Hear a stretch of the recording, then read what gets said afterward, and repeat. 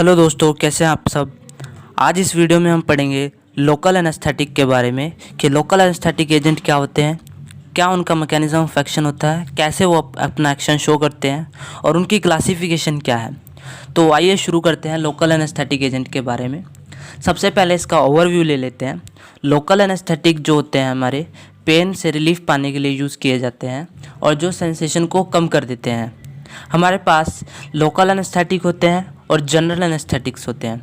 Local anaesthetic जो है वो एक पर्टिकुलर एरिया पे यूज़ किए जाते हैं, अप्लाई किए जाते हैं पेन की सेंसेशन को कम करने के लिए। जबकि जनरल एनेस्थेटिक क्या होते हैं, जिसके अंदर ओवरऑल पूरी बॉडी की सेंसेशन को डिक्रीज़ कर दिया जाता है, लो कर दिया जाता है। तो अब आज इस वीडियो में हम लोकल एनेस्थेटिक एजेंट के बारे में जानेंगे। Local anaesthetics are drug which cause reversible loss of sensory perception of pain in a particular area of the body। ये क्या होता है, लोकल एनेस्थेटिक वो ड्रग हैं जो reversibly loss of sensory perception, मतलब ये सिर्फ कुछ समय के लिए ही जो परसेप्शन है पेन का उसको लो कर देते हैं एक पर्टिकुलर एरिया पे। कुछ टेम्परेरी लॉस है ये हमारे पास, इसलिए रिवर्सिबली लॉस है। It is temporary loss of sensation और pain in a particular part of the body by anesthetic agent without depressing the level of consciousness। ये लाइन बहुत इंपॉर्टेंट है। जो लोकल एनेस्थेटिक होते हैं वो जो है परसेप्शन ऑफ पेन को लो तो करते हैं, लेकिन साथ ही साथ वो डिप्रेस नहीं करते लेवल ऑफ कॉन्शियसनेस। जबकि जो जनरल एनेस्थेटिक होते हैं उसमें जो लेवल ऑफ कॉन्शियसनेस है वो डिप्रेस हो जाता है। यानी हम जब लोकल एनेस्थेटिक यूज़ करते हैं तब हम कॉन्शियस रहते हैं, ये नहीं कि हम अनकॉन्शियस हो जाते हैं। जबकि हम जनरल एनेस्थेटिक जब यूज़ करते हैं तो जो ह्यूमन है या जिस पे भी अप्लाई किया जा रहा है जनरल एनेस्थेटिक वो अनकॉन्शियस हो जाता है। इसलिए लोकल एनेस्थेटिक जो है वो एनेस्थेटिक एजेंट है without depressing the level of consciousness, और ये टेम्परेरी लॉस ऑफ सेंसेशन है, मतलब कुछ समय के बाद वो सेंसेशन वापस आ जाती है। All local anaesthetics are lipid soluble and their local anaesthetic properties directly proportional to their lipid solubility.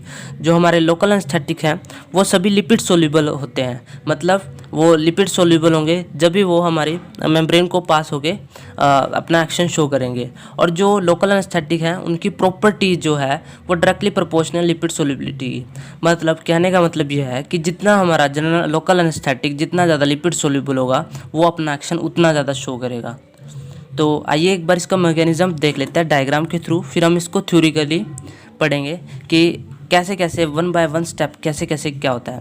सबसे पहले इसमें क्या होता है, जो लोकल एनेस्थेटिक का मैकेनिज्म है उसमें सोडियम चैनल इन्वॉल्व होता है।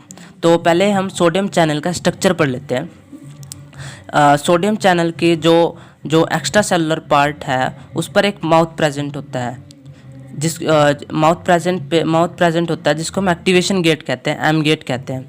जब ये खुलता है तभी सोडियम की एंट्री होती है। और जो इसका इंट्रासेलुलर पार्ट है यहाँ पर एक हॉल्ट गेट प्रेजेंट होता है, एच हॉल्ट गेट प्रेजेंट होता है। और यहाँ पर एक लोकल एनेस्थेटिक रिसेप्टर होता है जहाँ पे हमारा ड्रग एक्ट करता है। तो अब हम यहाँ पे देखते हैं कि कैसे क्या होता है मैकेनिज्म ऑफ एक्शन में। तो देखिए, जब हमारा सोडियम चैनल रेस्टिंग पे होता है तो जो इसका माउथ गेट है यानी एक्टिवेशन गेट है वो बंद होता है, जिसकी वजह से क्या होता है सोडियम की एंट्री नहीं होती है। तो उसके बाद हमारे पास दूसरी कंडीशन दिखाई है कि जब हमारा सोडियम चैनल एक्टिवेटेड होता है, एक्टिवेटेड केस में क्या होता है, जो ये माउथ है एम गेट है एक्टिवेशन गेट है ये ओपन हो जाता है, जिसकी में क्या होता है कि सोडियम चैनल की एंट्री होती है। देन जब हम कोई लोकल एनेस्थेटिक लेते हैं तब क्या होता है, वो लोकल एनेस्थेटिक इस लोकल एनेस्थेटिक रिसेप्टर पर बाइंड हो जाता है और अपना एक्शन शो करता है। और एक्शन कैसे शो करता है, वो इस हॉल्ट गेट का यूज़ करता है और इसको क्लोज कर देता है, और जिसकी वजह से क्या है सोडियम की एंट्री नहीं हो पाती। तो इस मैकेनिज्म को हम अब थ्योरिकली समझेंगे वन बाय वन स्टेप कैसे होता है। सबसे पहले एक इम्पोर्टेंट लाइन, जो हमारा ड्रग होता है वो जो हमारी ये प्लाज्मा एक्सोनल मेम्ब्रेन है, एक्सोन ये अनआयनाइज फॉर्म में ट्रांसवर्स होता है मेम्ब्रेन के अंदर और फिर दोबारा से रीआयनाइज होता है। ये देखिए, पहले ये आयोनाइज था, फिर ये अनआयनाइज हुआ, फिर ये अनआयनाइज फॉर्म में ही पास होगा और फिर ये रीआयनाइज हो जाएगा और तब जाकर ये बाइंड करेगा अपने लोकल एनेस्थेटिक रिसेप्टर से। ये हमारे पास रेड कलर का जो है लोकल एनेस्थेटिक रिसेप्टर है। तो आइए इसका एक बार मैकेनिज्म पढ़ लेते हैं। ये देखिए, आइए इसका मैकेनिज्म एक बार पढ़ लेते हैं। जो लोकल एनेस्थेटिक है वो ब्लॉक कर देता है nerve conduction by decreasing the entry of sodium ion. हमने जैसे डायग्राम के थ्रू देखा कि ये जो लोकल एनेस्थेटिक है वो ब्लॉक कर देता है nerve conduction by decreasing the entry of sodium ion during the upstroke of action potential. ये देखिए यहाँ पे क्या करते हैं, ये लोकल एनेस्थेटिक जो है हमारा वो बाइंड हो जाता है लोकल एनेस्थेटिक रिसेप्टर से और सोडियम की एंट्री नहीं होने देता जब लोकल एनेस्थेटिक इस पर बाइंड हो जाता है। उसके बाद क्या होता है, the sodium channel has an, जब स्ट्रक्चर के बारे में बताया कि सोडियम चैनल के पास एक एक्टिवेशन गेट होता है M gate near its extra cellular mouth. इसके एक्स्ट्रा सेलुलर माउथ पर एक एक्टिवेशन गेट प्रेजेंट होता है। ये रहा हमारा एक्स्ट्रा सेलुलर माउथ जिस पे एक एक्टिवेशन गेट प्रेजेंट होता है। And an halt gate H gate at intra cellular mouth, और एक इंट्रा सेलुलर माउथ पे एक हाल्ट गेट प्रेजेंट होता है। और the local anaesthetic receptor is located within the channel, और जो लोकल एनेस्थेटिक रिसेप्टर है जहाँ पर लोकल एनेस्थेटिक एजेंट हमारे एक्ट करते हैं बाइंड होते हैं वो भी within the channel present होता है। Then the local anaesthetic transfer the membrane in its union form and reanize in exoplasm and approach the local anesthetic receptor through intracellular mouth of the channel।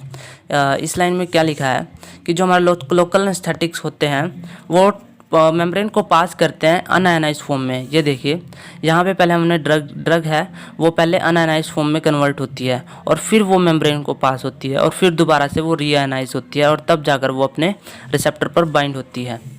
Then in resting state the activation gate is closed but an activation state the activation gate is open।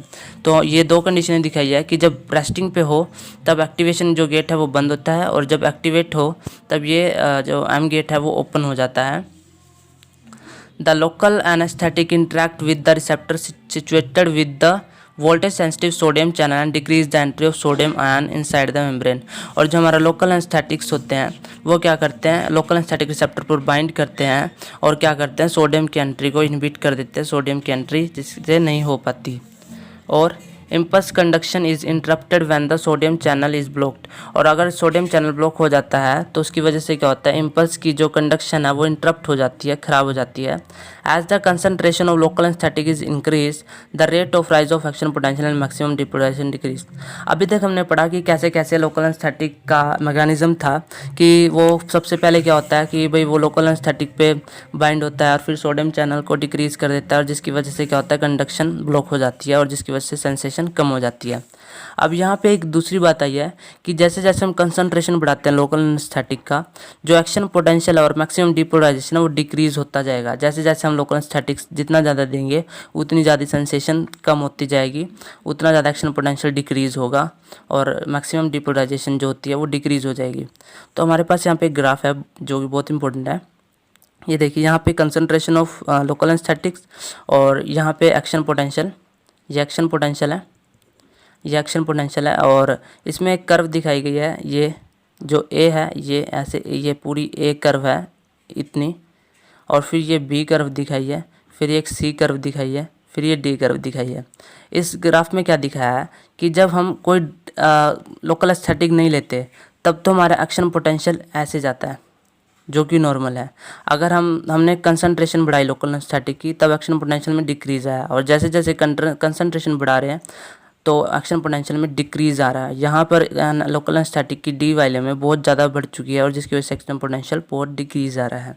तो यहाँ पे देखिए A represent action potential without local anaesthetic. A वाली जो curve है उसमें हमने local anaesthetic नहीं लिया, so that the rate of rise of action potential is very fast because sodium ion are not blocked. उसमें एक्शन पोटेंशियल वो बहुत फास्ट होगा क्योंकि सोडियम आयन ब्लॉक ही नहीं हुए और सोडियम आयन की वजह से एक्शन पोटेंशियल होता है।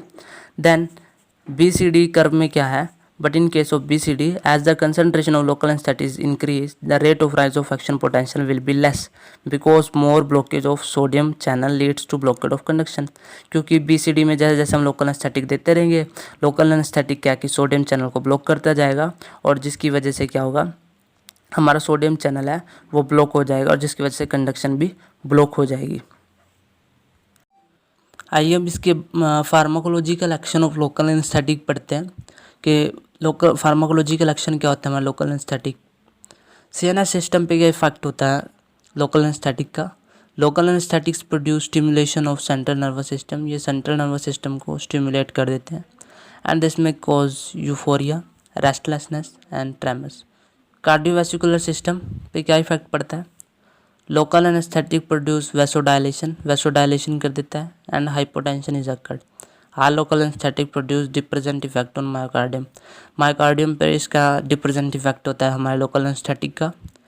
सेंसेशन, सेंसेशन हम पढ़ ही चुके हैं, सेंसेशन को ये डिक्रीज कर देता है लोकल एनेस्थेटिक। स्मूथ मसल को भी रिलैक्स कर देता है, रिलैक्सेंट इफेक्ट होता है स्मूथ मसल पे। And absorption of local anaesthetic, जो लोकल एनेस्थेटिक्स हैं वो एब्जॉर्ब होते हैं ओनली ऑन म्यूकस मेम्ब्रेन से। देन हम पढ़ते हैं classification of local anaesthetic. Local anaesthetics की दो मेन क्लासिफिकेशन है, इंजेक्टेबल एनेस्थेटिक्स और सरफेस एनेस्थेटिक्स। इंजेक्टेबल में है हमारे पास लो पोटेंसी जिसकी शॉर्ट ड्यूरेशन है, इंटरमीडिएट पोटेंसी एंड ड्यूरेशन, फिर high potency and long duration. Low potency और जिसकी शॉर्ट ड्यूरेशन है उसका एग्जांपल है प्रोकेन, क्लोरोप्रोकेन। और इंटरमीडिएट पोटेंसी एंड ड्यूरेशन के एग्जांपल है लिडोकेन और लिग्नोकेन और प्रिलोकेन। हाई पोटेंसी और लॉन्ग ड्यूरेशन के एग्जांपल है टेट्राकेन, रोपिवोकेन। फिर हमारे पास आता है सरफेस एनेस्थेटिक, जो सरफेस पे अप्लाई करके यूज़ किए जाते हैं। तो ये भी फर्दर दो टाइप के हैं, सोल्यूबल और इनसोल्यूबल। सोल्यूबल कौन से होते हैं, लिडोकेन, कोकेन, टेट्रोकेन। और इनसोल्यूबल कौन से होते हैं, बेंजोकेन, ब्यूटाइल अमीनो बेंजोइट। तो आज इस वीडियो में हमने पढ़ा कि लोकल एनेस्थेटिक्स क्या होते हैं, कैसे वो अपना एक्शन शो करते हैं, उनके क्या एक्शन होते हैं और उनकी क्लासिफिकेशन क्या है। Thank you.